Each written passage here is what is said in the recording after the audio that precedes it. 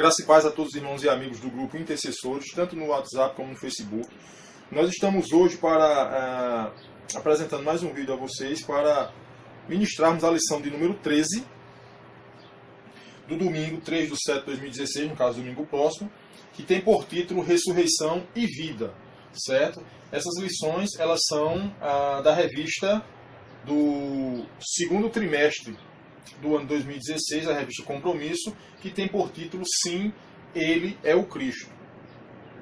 E nós iremos debater hoje a respeito da lição de número 13, que tem por título Ressurreição e Vida, certo?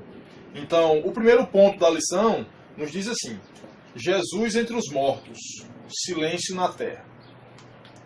Esse título ele é bem sugestivo porque nós que temos o conhecimento da verdade entendemos que Jesus ele era Deus encarnado como homem. Fica estranho a gente entender Jesus entre os mortos. A revista ela não abrange muito essa questão da morte de Jesus propriamente dita, mas se os irmãos puderem depois pesquisarem mais profundamente, os irmãos vão ver que após ele morto, né, após aquela frase que na lição anterior nós falamos para os irmãos aqui, ele disse está consumado, certo? A Bíblia relata que ele desceu às profundezas da terra. A Bíblia diz que Jesus Cristo ele desceu até ao inferno e ali ele pregou a espíritos que estavam em prisão. A lição, na verdade, ela não vai tratar sobre isso, ela não fala sobre essa questão que eu estou aqui expondo. Mas eu gostaria de deixar claro para quem está me ouvindo e vendo nessa hora, que a Bíblia diz que Jesus Cristo ele desceu até o inferno, ele desceu até as profundezas da terra, e lá ele pregou a espírito que estava em prisão. Espírito estes de pessoas que morreram antes da sua vinda, e teriam de alguém testificar para aquelas pessoas, para aqueles espíritos que ali estavam, que ele realmente era o Filho de Deus, ele era o Messias prometido. Então muitas pessoas creram sem ver.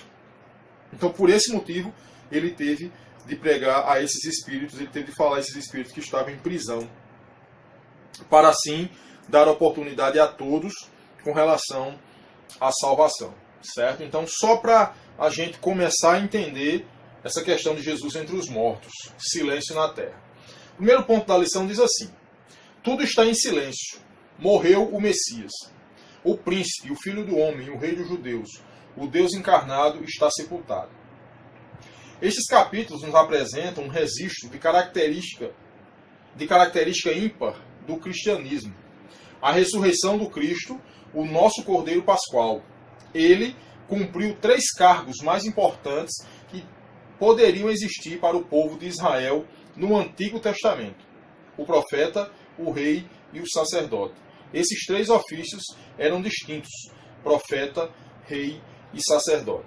Então, para que nós possamos ter a ideia do que o autor da lição está nos dizendo aqui, ele diz que Jesus Cristo ele cumpriu os 3 principais ofícios, os mais importantes daquela época, que era o profeta.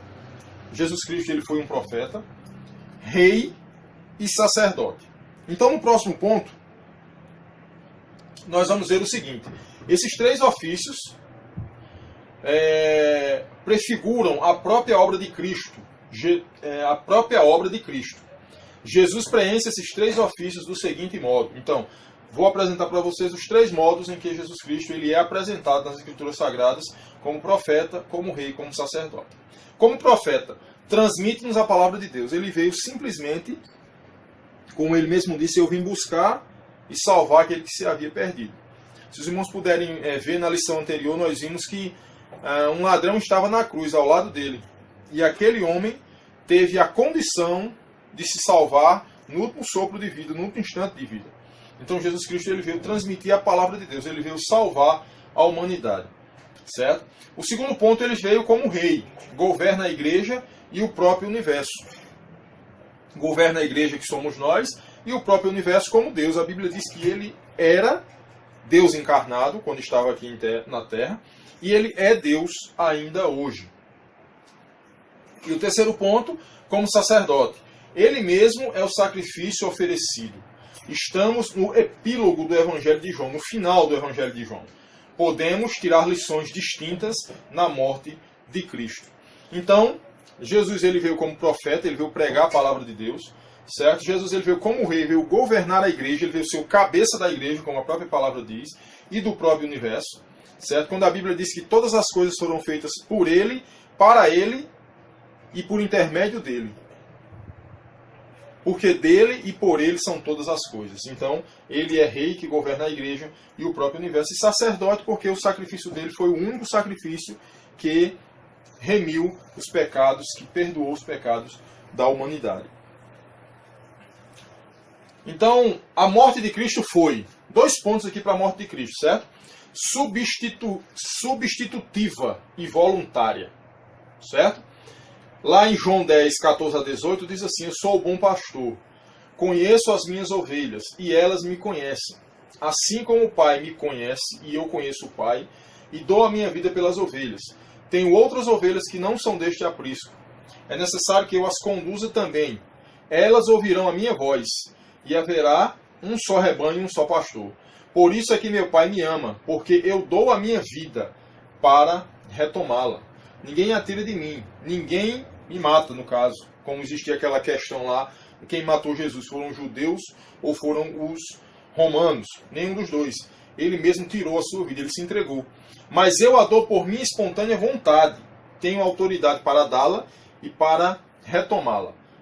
Esta ordem recebi do meu Pai. Então, a morte de Cristo ela foi substitutiva e voluntária. Só ele poderia fazer isso. Só Jesus poderia fazer isso. Outro homem, outro profeta, outro rei não poderia realizar tal coisa. Não poderia ser pendurado no madeiro e morto para salvar a humanidade. A morte dele é substitutiva e voluntária. Só ele poderia fazer e ele se entregou para fazer aquilo ali. Certo? Está lá em João 10, 14 a 18. A morte de Cristo foi redentora, propiciatória e expiatória. No dia seguinte, João viu Jesus aproximando-se e disse: vejam, é o Cordeiro de Deus que tira o pecado do mundo. Está lá em João 1, 29. Então, a morte de Cristo ela foi redentora. Foi para redimir os pecados da humanidade. Ela foi propiciatória e expiatória. Ela foi para perdoar os pecados do mundo. Então, são esses 2 significados sobre a morte de Cristo. Ela foi substitutiva e voluntária, e ela foi redentora, propiciatória e expiatória. Jesus não está no túmulo. Perdão, Jesus não está no túmulo vazio. Está lá em João 20, de 1 a 10. O relato da lição nos diz assim, nesse primeiro ponto. É domingo, cedo, enquanto ainda está escuro. Maria Madalena, a qual Jesus libertou de 7 demônios, sai ao amanhecer. Pensa realmente que ele morreu para sempre.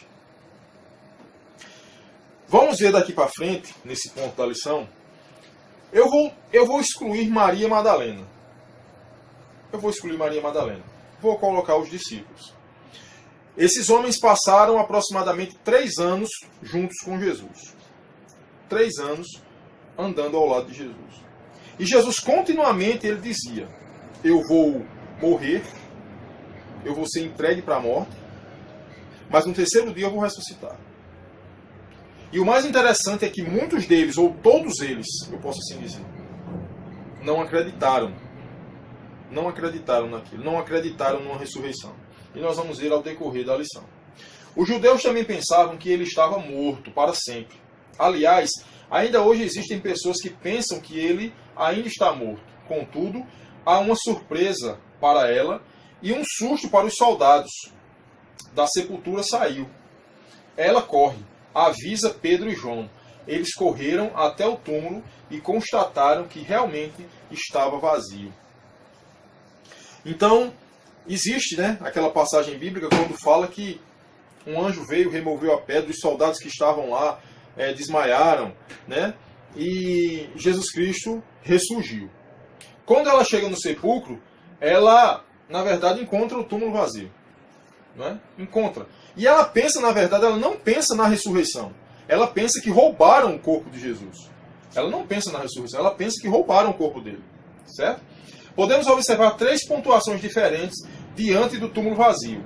E aprendemos um progressivo caminho de fé. Primeiro, Pedro parece fazer perguntas quando ela chega diante de Pedro, ele diz assim, ressurgiu? Como quem diz assim, como isso pode acontecer, se ele morreu? Né?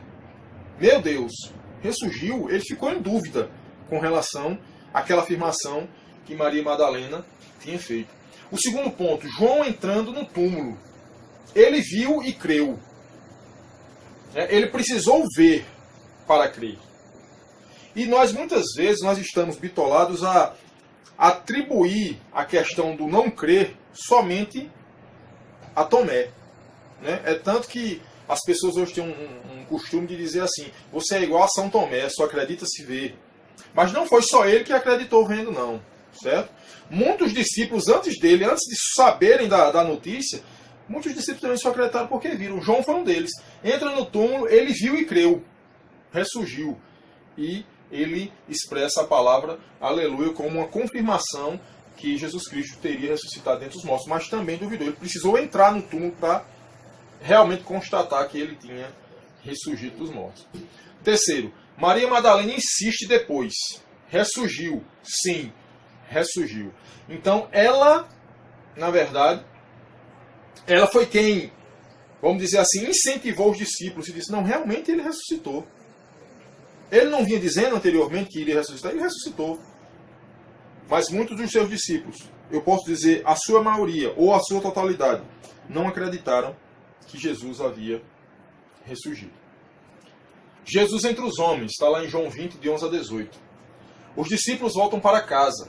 Maria, porém, ficou à entrada do sepulcro e chora além da dor da morte. Mas a verdade se revela com os anjos.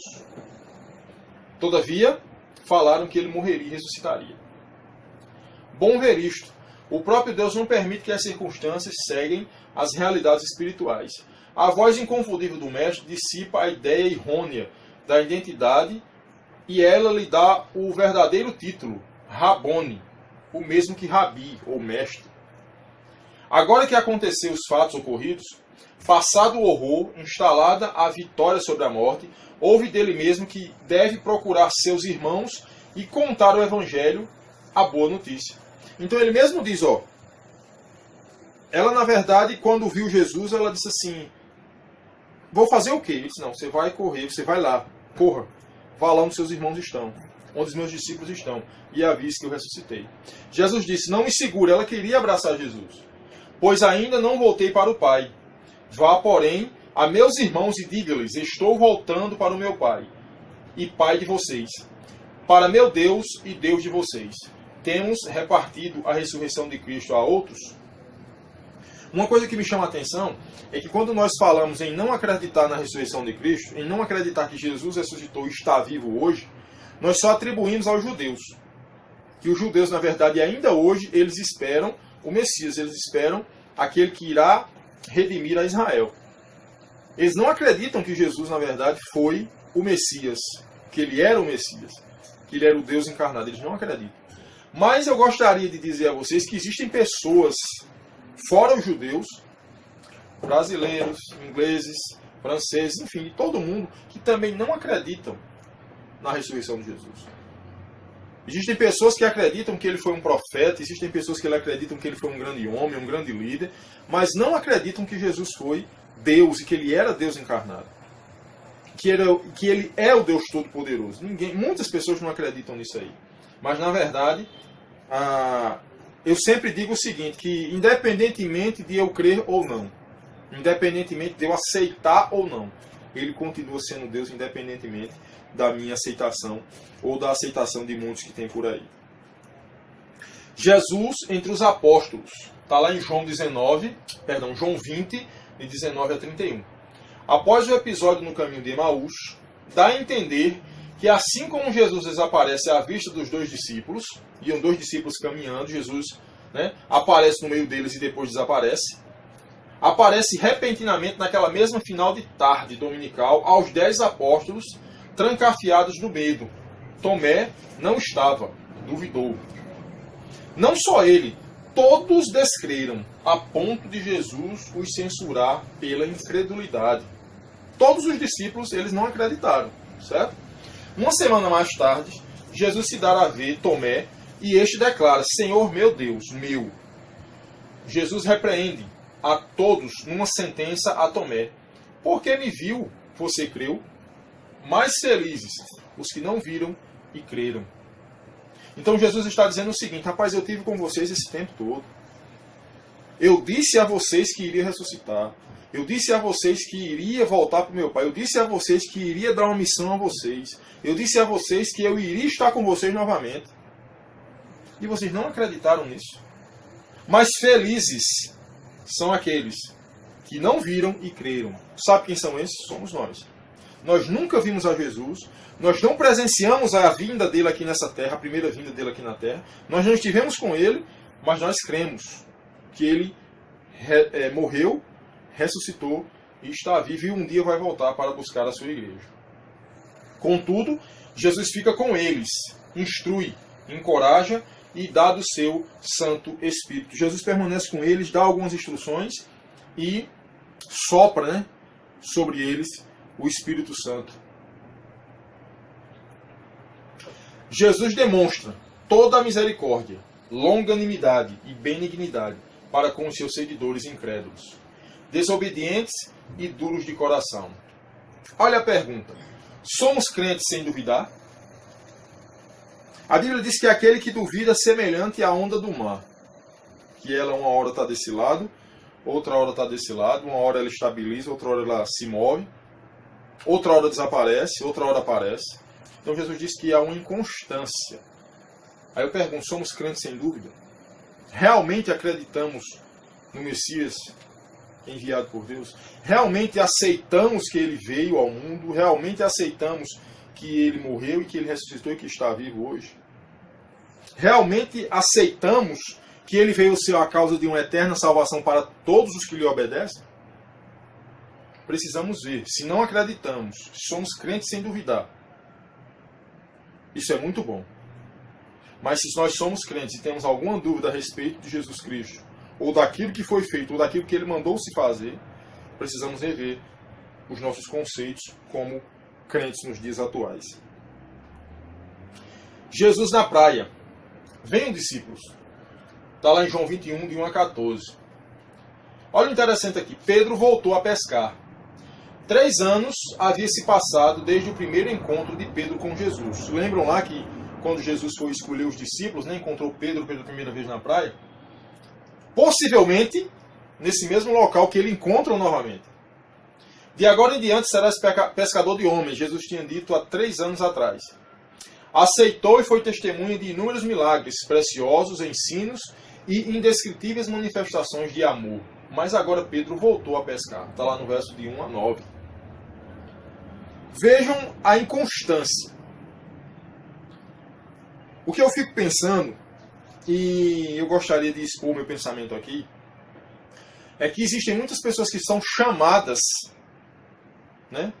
pessoas que são chamadas por Deus para exercerem um ministério. E querem muitas vezes dar uma forcinha a Deus. Querem ajudar a Deus. Quando Deus ele chama, ele se responsabiliza por aquele que ele está chamando. Mas ele está chamando para que você faça a obra dele. E você se mantenha através daquela obra. Nós vemos muitas vezes hoje pastores, eu vou colocar pastores porque são os líderes mais, vamos dizer assim, comuns que existem nos nossos dias de hoje. Existem pastores hoje que têm a igreja para ele cuidar do rebanho e tem 2, 3 empregos fora. Eu pergunto aos irmãos, isso é errado? Isso pode acontecer? Eu vou dar uma sugestão, uma opinião minha. Eu não concordo com essa situação. Eu acredito sim que o pastor ele pode ter uma ocupação à parte, desde que não interfira na obra de Deus. Existem pastores que eles são professores de seminário, eu concordo. Eles não estão fugindo daquilo para o qual foram chamados. Eles não estão fugindo. Eles estão seguindo o ID. Eles estão gerando discípulos. Eles estão ensinando a palavra. Concordo. Agora o camarada ele é pastor aqui. E ele é advogado ali. Ou ele é professor secular ali. Ou ele é um trabalhador braçal ali. Ou ele é um empresário A Bíblia diz um texto muito interessante que diz: não se pode servir a dois senhores ao mesmo tempo. Ou há de agradar um e desprezar o outro, ou desprezará um e agradará o outro. Então o correto é que o pastor, o líder, ele simplesmente siga aquilo a qual foi chamado. Pedro, ele voltou a pescar. Está lá no verso de 1 a 9 do capítulo 21. Quando Pedro disse aos outros: eu vou pescar, esses discípulos se dispuseram também. Nós também vamos pescar com você. Todos somos sujeitos a influências, e algumas podem ser péssimas. Marta também cometeu esse erro. Lucas 10, 38 a 42. Se preocupava com com coisas importantes, mas que não eram prioritárias. Contudo, mais uma vez, nada pescaram. Ficava claro e evidente que o sustento não viria do mar, que a chamada era para serem pescadores de homens. Eles distraíram-se com afazeres, em detrimento da prioridade dada por Cristo. Então é o que eu disse. O homem tem de entender para que foi chamado. Você foi chamado para ser um pastor? Você vai ser um pastor. Você vai viver da obra. A Bíblia diz que o obreiro ele é digno do seu salário. Você é um evangelista? Você vai viver daquilo ali. Você é um missionário? Você vai viver daquilo ali. E a igreja tem por obrigação de sustentar o pastor, sustentar o missionário, porque temos de entender que ele foi vocacionado e foi chamado para aquilo ali. Então temos de muitas vezes analisar pastores e líderes religiosos, que eles têm mais de uma ocupação. Ou vai servir a um e abandonar o outro, ou vai abandonar um e servir ao outro. Então tenhamos cuidado com essas coisas que vemos por aí. Podemos imaginar o poder de Deus agindo no cardume, afugentando. Ao amanhecer, Jesus estava na praia. É óbvio que nada pescaram. Jesus pergunta apenas para que haja confissão. Ele é onisciente. Assim como na primeira pesca milagrosa, lá em Lucas 5, de 1 a 11. Mas, uma vez, Deus reúne o cardume onde Ele quer, para fazer o que quer para os propósitos dEle. Manifestando explicitamente que Ele está no controle da vida e da morte, da fartura e escassez. Enfim, nada está fora do seu domínio. Eu achei interessante esse comentário do autor, porque ele diz o seguinte: imagino eu Deus afastando, né? Afugentando o cardume de peixe. Não, vocês não vão para aí não. Porque aqueles homens eram acostumados a pescar ali. Eles sabiam que aquele local tinha peixe, né? E de outra vez, ele manda os peixes irem, né? Ele ordena que os peixes vão para que eles possam, né, pegar aqueles peixes lá. Porque ele quer fazer tudo de acordo com seus propósitos. Existe propósito de Deus para tudo. Certo? E nós temos de entender que o controle da vida e da morte, da fartura e da escassez, da saúde e da doença, está no seu domínio. Nada foge do domínio de Deus. Aqueles 7 homens, Pedro, Tomé, Natanael, João, Tiago e 2 discípulos anônimos, aprenderiam que Deus não precisa do esforço humano. Ele pode oferecer peixe frito sem a necessidade de que alguém vá pescar. Eu achei também interessante essa afirmação do autor. Deus ele não precisa do esforço humano. Pelo contrário, nós é que precisamos de Deus. Nós é que precisamos da graça e misericórdia de Deus. Deus não precisa do homem. Os irmãos lembram que Jesus Cristo estava em um determinado lugar e vieram cobrar o imposto a Jesus. E o que foi que Jesus fez? Jesus não meteu a mão no bolso e pegou uma moeda, não. Jesus mandou que pescassem um peixe e quando pescou o peixe, dentro do peixe tinha uma moeda. E Jesus disse: essa esfinge aqui de quem é? De César. Ah, de César. Pronto. Dê a César o que é de César e dê a Deus o que é de Deus. Então ele não precisa de esforço humano. Ele chegou diante de uma tempestade e mandou que o vento e o mar se acalmassem. E o vento e o mar se acalmou. Ele chegou num determinado local que ele andou por cima da água, quebrando assim a lei da gravidade. Então, Jesus ele não precisa da força humana, do esforço humano, da inteligência humana. Isso para Deus não é nada. Ele nos usa por graça e por misericórdia. Ele ainda dá o maná, amorosamente. Jesus, em nossas agruras, está pronto para restaurar as nossas forças. Ele nos abençoa. Ele nos mantém. Ele nos supre. é o que a palavra de Deus fala e nós temos de acreditar nisso. Jesus na praia, venha você, está lá em João 21, de 15 a 26. Dada a lição pela prática, pelo exemplo, então chamou Pedro em particular e perguntou, depois de comerem, Jesus perguntou a Simão Pedro, Simão, filho de João, você me ama realmente mais do que estes? Está lá em João 21, 15. Jesus não estava humilhando Pedro pelo fato dele ter traído. Entendam bem, as pessoas muitas vezes elas questionam essa fala de Jesus e dizem que Jesus estava passando em rosto aquilo que Pedro fez a ele. De forma alguma. A lição ela vai nos mostrar isso. Dele ter traído, abandonado e negado. A intenção foi apenas concretar o caráter dele. Aqui e acolá, crentes ainda negam Cristo e sua obra, quando estão mais envolvidos consigo em detrimento do reino. Jesus ele queria, na verdade, ele sabia, mas como Jesus ele estava aqui nessa terra, ele precisava dar o exemplo, ele precisava confirmar as coisas para aqueles homens, Jesus Cristo ele queria saber o que era que estava no coração de Pedro. Ele queria que Pedro confessasse, ele queria que Pedro falasse. Ele não estava aqui para, tu me negou lá 3 vezes. Tu fugiu lá. Tu não estava junto de mim. Aí tu me amas? Eu não quis falar isso. Você perguntou, Pedro, você me ama? E nós vamos ver que no decorrer da lição vai dizer o seguinte, qual a instrução de Jesus? Assim como o Pai me enviou, eu também vos envio. Qual a base? O amor. Que vos ameis uns aos outros como eu vos amei. Está lá em João 15, 11. Embora o Novo Testamento tenha sido escrito em grego, o peso da palavra amor não está carregado de ideia politeísta, ou isto é, crença em vários deuses, ou panteísta, crença de que tudo é Deus e que Deus é tudo. Deixa eu explicar isso aqui para vocês. Os gregos, eles eram politeístas, acreditavam em vários deuses, e eles eram panteístas. Panteístas eram aquelas pessoas que existe pessoas desse tipo hoje ainda, tá? Pessoas que tem uma pedra, ele diz, aquela pedra é Deus. Uma árvore, aquela árvore é Deus. Um animal, aquele animal é Deus. Eles veem Deus em tudo. Eles acreditam que aquilo ali é Deus. Eles não estão dizendo que aquilo ali é uma criatura de Deus. Eles não estão dizendo que aquilo ali foi obra do poder de Deus. Não, eles dizem que aquilo ali é Deus. Manifestando assim a crença também em vários deuses.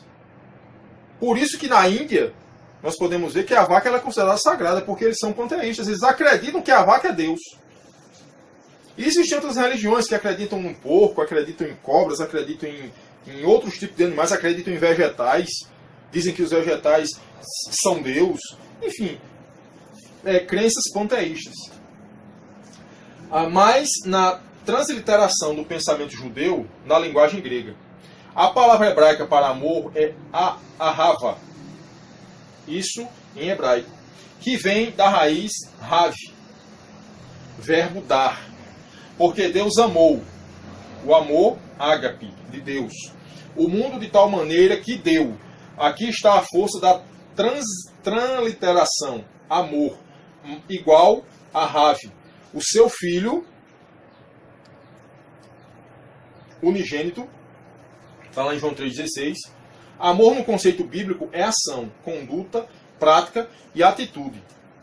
Né? Muitas vezes a gente diz assim, eu vou amar aquele camarada porque eu tenho de amar. Não. Você tem de demonstrar amor através de ação, conduta, prática e atitude. Essas são as 4 características que apresentam verdadeiramente se você ama ou não. Ação, conduta, prática e atitude. A palavra amor no conceito bíblico não defende a ideia de sentir para depois agir. Não, a pessoa me fez bem, então eu vou fazer o bem àquela pessoa. Não é assim. Fazer, realizar e etc. Exemplo contrário ao pensamento neotestamentário. Gosto dessa pessoa e por isso farei o possível e o impossível para ajudá-la. As pessoas muitas vezes imaginam isso aqui. Para mostrar que eu amo aquela pessoa, eu vou fazer o possível e o impossível para ajudá-la. Exemplo corretamente bíblico. Farei isto por essa pessoa, pois lhe é necessário. Esta ação, este ato, esta atitude é amor. Então muitas vezes você diz assim, vou fazer o possível e o impossível. Um exemplo. O pai tem um filho. Esse filho ele já está hoje com 20 anos de idade. Mas o filho... Perdão. Mas o filho não trabalha, o filho não estuda, o filho dorme até meio-dia, o filho só quer saber de namorar, o filho não tem compromisso com a casa, não tem compromisso com o estudo, nem compromisso com o trabalho, não tem compromisso com nada. E o pai diz o seguinte, farei o possível e o impossível para ajudar ele. Eu pergunto a quem está me ouvindo e vendo, isso é amor? Isso é querer o bem para aquela pessoa? No ponto de vista cristão, não. No ponto de vista do mundo, até pode ser. Agora, no ponto de vista bíblico, não. Por quê? Porque estamos criando monstros dentro de casa. Camarada com 20 anos, você acorda 1h da tarde, não quer trabalhar, não quer estudar. No futuro ele vai ser o quê? Isso é amor? Você está ensinando que ele deve trabalhar, que ele deve estudar, que ele como homem tem de acordar. Não vou dizer madrugar, 5 horas da manhã, 4 horas da manhã, não é isso que eu estou dizendo. Mas tem um compromisso de acordar cedo para realizar um afazer de casa, realizar uma obrigação que o pai ou a mãe muitas vezes pede, realizar uma obrigação para ele mesmo, que é ir procurar um emprego, é ir estudar. Será que isso é amor que o pai está passando? Ou a mãe está passando? Então as pessoas confundem essa atitude com amor. O amor que a Bíblia diz é isso aqui, ó. Farei isto por essa pessoa, pois lhe é necessário. Sabe o que é o amor? É você chegar para esse mesmo filho que acorda 1h da tarde e dizer assim, meu filho, acorde mais cedo, você precisa estudar. Você precisa trabalhar. Porque o pai está indicando que no futuro ele vai precisar fazer isso, porque no futuro não vai existir o pai. Então isso é amor. Esta ação, este ato, esta atitude é o amor. Porque aqui hoje existem separações desenfreadas por aí. Porque os pais não souberam educar os seus filhos, os pais não souberam dar amor aos seus filhos, pensam que amor é alisar, pensa que amor é passar a mão na cabeça, pensa que amor é concordar com tudo, e não é isso, a Bíblia mostra diferente. A Bíblia diz o seguinte, que amor é você ver o que é necessário para aquela, o que é necessário para aquele filho que está fazendo isso. É você ensinar que ele tem de arrumar um emprego, é você ensinar que ele vai ter de trabalhar, é você ensinar que ele vai ter de estudar para no futuro ele constituir a família dele. Então isso é amor. As pessoas hoje não entendem isso como amor. Entendem isso como você está passando no rosto, entendem isso como você está maltratando, humilhando, zombando da pessoa. Não, amor é isso. É você ensinar. Tem um ditado que diz assim, não dê o peixe, ensina a pescar. Isso é amor. Já imaginou se toda vez a pessoa chegar perto de mim e dizer assim, Davi, eu estou com fome, me dá 1 quilo de carne? Tome. Davi, eu estou sem roupa, me dá uma roupa? Tome. Davi, eu estou sem dinheiro, me dá um dinheiro? Tome. Você acha que isso é amor? Não, eu estou prejudicando aquela pessoa. Porque aquela pessoa sempre vai ter Davi como uma base para a sua necessidade. E ele tem de entender que abaixo de Deus é ele que tem de se manter. Então isso é amor, é você ensinar o indivíduo a se manter. É você ensinar o indivíduo a viver. Isso se chama-se amor. Né? Então, esta ação, este ato, esta atitude é amor. Amor é um agir. Portanto, amor não é um sentimento. Pessoas que existem por aí que eu fico analisando e diz assim, começa a namorar com uma menina faz 15 dias. Aí diz assim, eu te amo. O camarada não sabe nem o que é amor. O camarada não conviveu. O camarada não viveu junto. O camarada não está 24 horas por dia junto para dizer eu te amo. Não sabe nem o que é amor. Então a lição diz, amor é um agir, portanto não é um sentimento, mas a atitude justa e necessária que poderá gerar um sentimento. O amor poderá gerar um sentimento, mas o amor na verdade é atitude, certo? Justa e necessária que poderá gerar um sentimento. Ouviste o que foi dito? Olha essa frase aqui.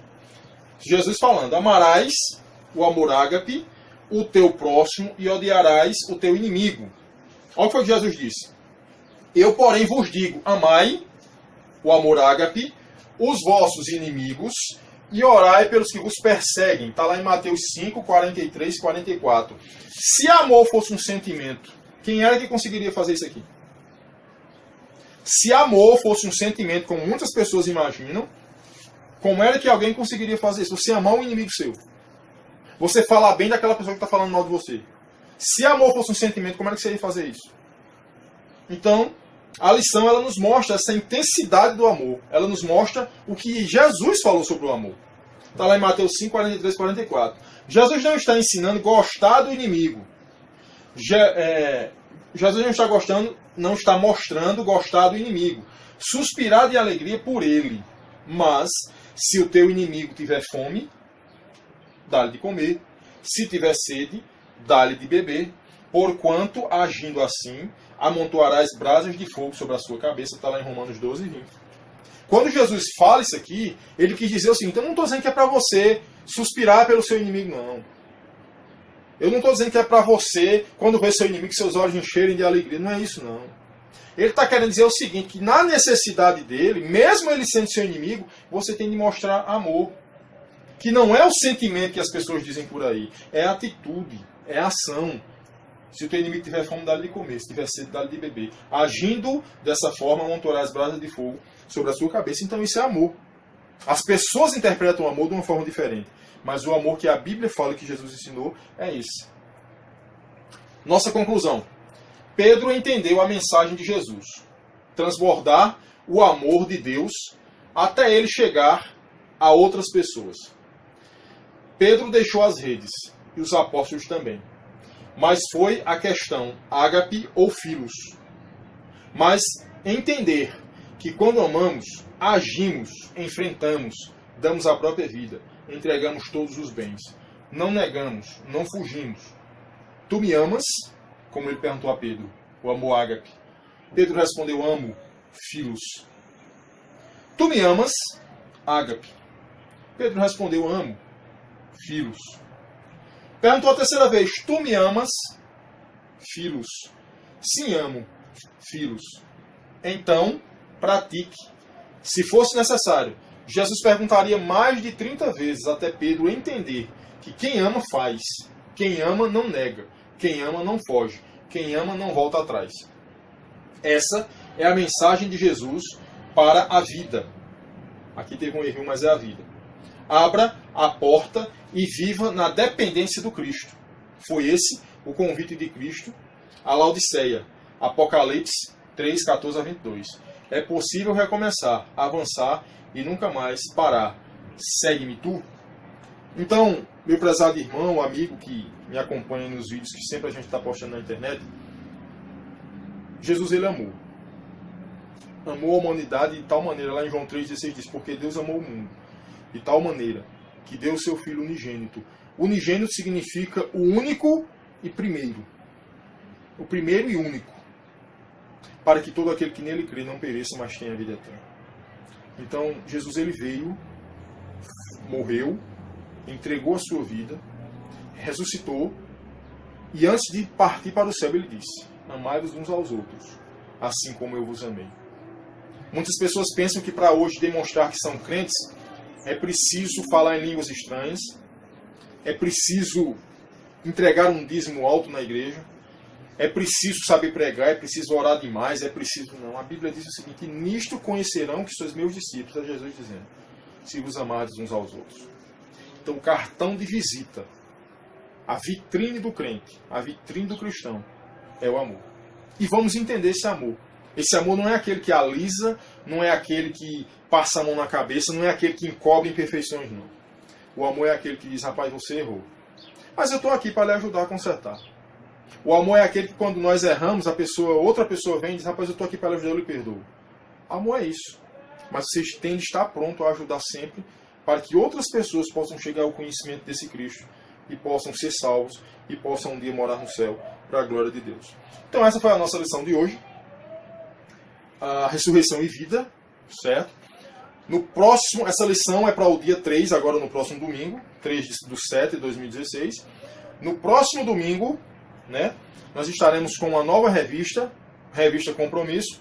Eu não sei ainda o título da revista, não sei qual o livro que iremos abordar, mas nós estaremos semanalmente, antes dos domingos, né, postando esses vídeos das lições na internet, no canal do YouTube, no WhatsApp, no Facebook, para que os irmãos possam acompanhar e possam abrir a mente dos irmãos com relação à lição, porque cada um vai ter que estudar a sua lição, né? Cada irmão vai estudar. Nós estamos aqui somente para dar uma força, uma ajuda para que o conhecimento, para que a mente dos irmãos se abram mais, né? Eu também preciso pesquisar em outras lições, preciso pesquisar em outros vídeos para que o conteúdo se abra na minha mente e eu possa transmitir para os irmãos, como também os professores que irão ministrar essa lição no domingo, eles também possam abrir sua mente de acordo com os argumentos que eles vão levar, de acordo com os argumentos que estão na lição, eles também possam tirar outros argumentos mais profundos, melhores do que esse que nós estamos passando aqui, mas tudo para a glória de Deus.